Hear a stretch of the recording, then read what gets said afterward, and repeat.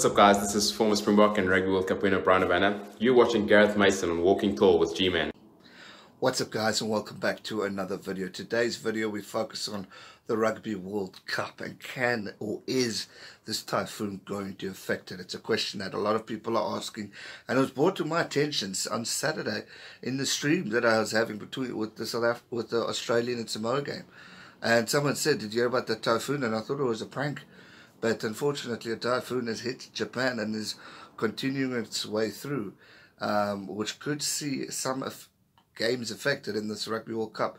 Nothing's been confirmed as it has hit already. We are just under 2 weeks away, but it definitely can cause a bit of chaos. And in today's video, I'm going to cover it and how things are going to plan out with all this happening, as well as the World Cup, because obviously you've got the biggest tournament in the world, but could it be affected by this typhoon? Before we get into the nitty-gritty of it, my thoughts and condolences are with everyone in Japan who are affected or will be affected by this typhoon. I mean, it's never a great situation. I know it's already turned over cars.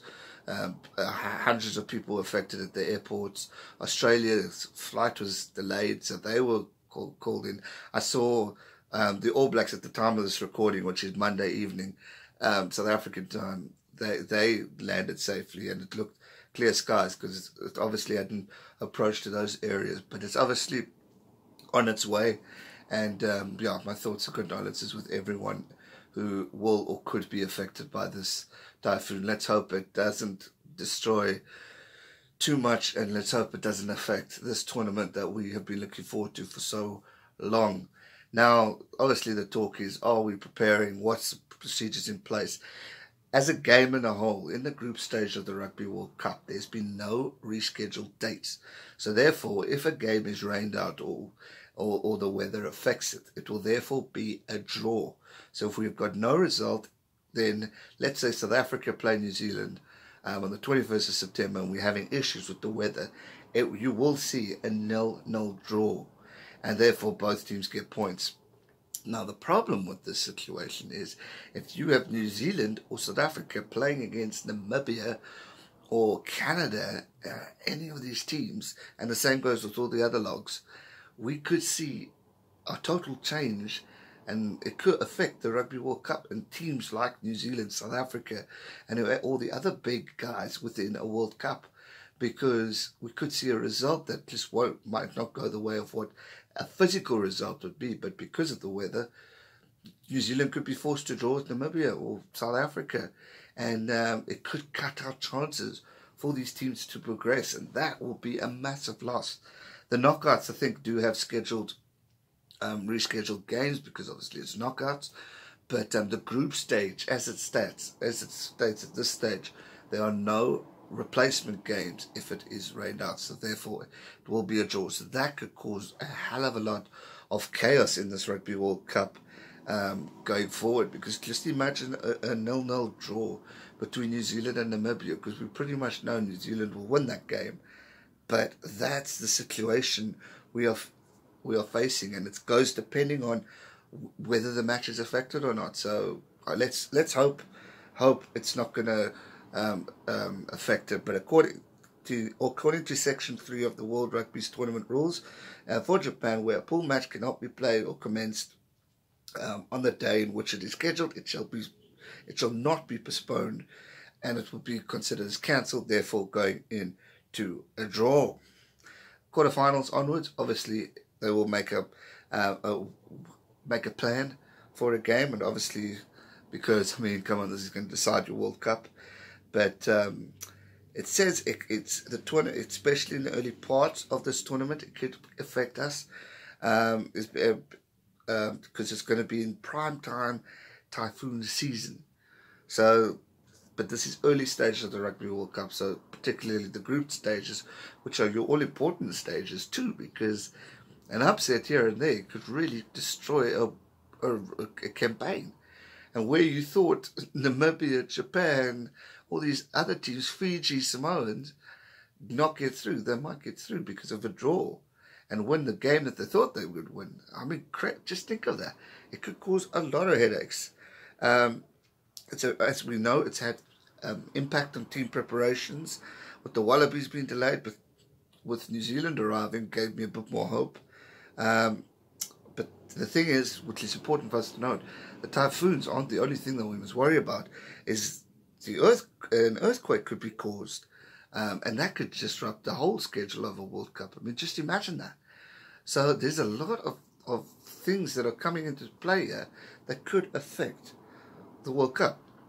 Now, everyone's asking how are the organisers preparing for this. So, according to the director, is that you can plan for the only good advantage is obviously Japan have had these situations of typhoons and all that stuff. So everything is prepared, kind of thing. So they are ready for it. But again, you can't prep for how much damage this thing is going to cause or not. I mean, apparently it's level 4, and I think level 5 is the worst.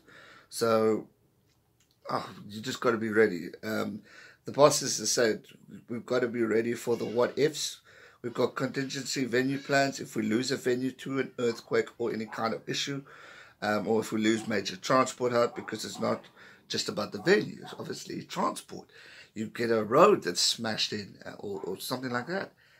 Everything gets affected, yeah. So there's so much to do. And then obviously, how do your teams prepare? Because your training grounds and all this stuff, and it might sound ironic, but teams who would be more prepared for this is Japan, obviously, because they live there. But don't forget England. And why I say England? Because of Eddie Jones. He coached Japan for so long.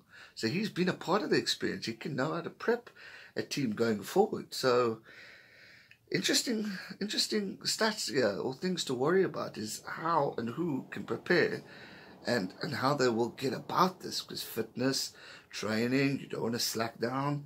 But if the weather's bad, you can't play.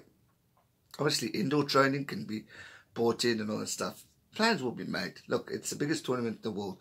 I'm sure Japan would have thought of the odd thing here and there that could pressure this World Cup or affect it.